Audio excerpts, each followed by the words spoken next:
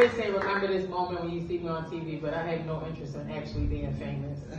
But if you're like a showrunner or something and want writers, that's my thing. That's my jam. So if you see my name like on scrolling, like whatever, that's what I'm doing. Anyway, I spent a lot of time in New York before. This is my first time here in years though, so it's kind of exciting being back. New York has changed a lot, as we know. A lot of people, especially during COVID, has also left to go to places like Baltimore and drive up the prices. So tell your friends to go back. I feel like pre-COVID, a decent 2-3 bedroom apartment was like $1,200-$1,500. Now it's like $2,500. And New Yorkers was like, oh, that's so cheap. Because it's actually 2-3 bedrooms and not one room for $3,000. Say where you guys came from. Being in New York, like I was here a lot during college, and college is always fun because it's just about a bunch of like broke adventures. So one story that I remember on the way up here is that me and my friends, we decided to go to the Rainbow Room for my friend's like 21st birthday. Anybody familiar with the Rainbow Room? Woo! Yeah, so I guess it's like a fancy restaurant, like, 30 Rock? And none of us actually had any money, but we were just like, we're just going to get a cake and some orange juice. And that cake and orange juice for like 6 people came up to like $200. And now, as a 35-year-old, like $200 between 6 people is like, okay, that's okay. As a 21-year-old broke person, that thought that the cake was $20 and the orange juice was like $2. That was devastating. So we started stealing silverware. We were like, we're going to leave with something, okay? Because why did we just spend that much money on cake and orange juice? And I just told y'all my age, so that was like, 10 years ago? So pre-super inflation. I want to shout out my friend who's here, right there. I've known him since kindergarten, guys. I want y'all to remember that moment. If y'all claim me to be racist, just remember I have at least one white friend. I love him dearly. We've known each other for so long. So yeah, New York has changed a lot. I don't know if it's like this here, but most gentrifying places that I go, and I get confused because I don't know where I'm at anymore. One way that I always know where I'm at is if I see a Black Lives Matter sign, then I'm probably in a white neighborhood. Is that consistent? Is that consistent with here? I'm like, oh man, let me get out of here before I get pulled over. See how much Black Lives Matter then. I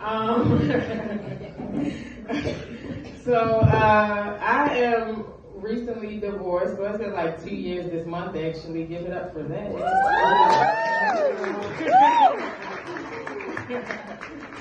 Being divorced is great. And people assume that you're bitter because you're divorced, as if you didn't pay to be single. You know what I mean?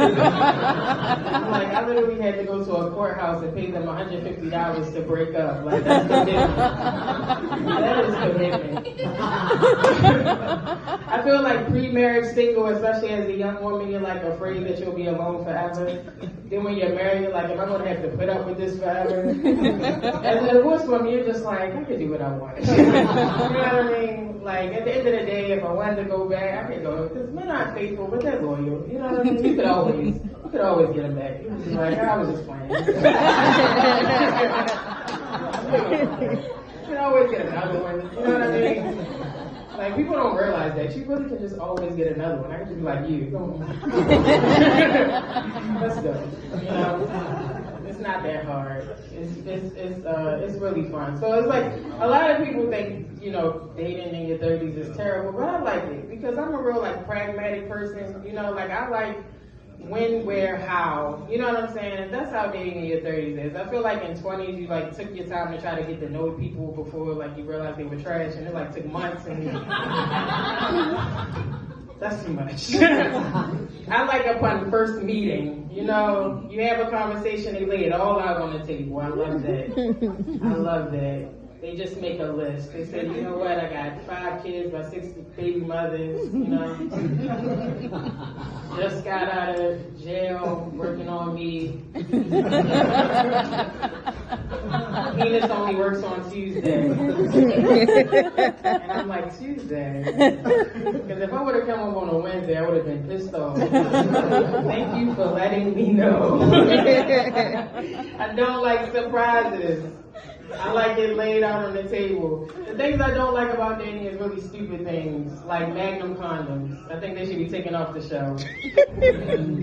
I think just because it has a gold wrapper, everybody thinks it's for them, or they think because you get a Magnum, it'll make your penis bigger or something. I don't know, but it doesn't work like that, and it's not a good product. I want it off the shelf, and I want it behind the counter, and you have to buy it like cough syrup, where you need like an ID and a size verification card. These are the things I don't like. I don't like men that use regular lotion. You don't even have to go into that. I just don't. I'm just going out there because I'm trying to change the tide.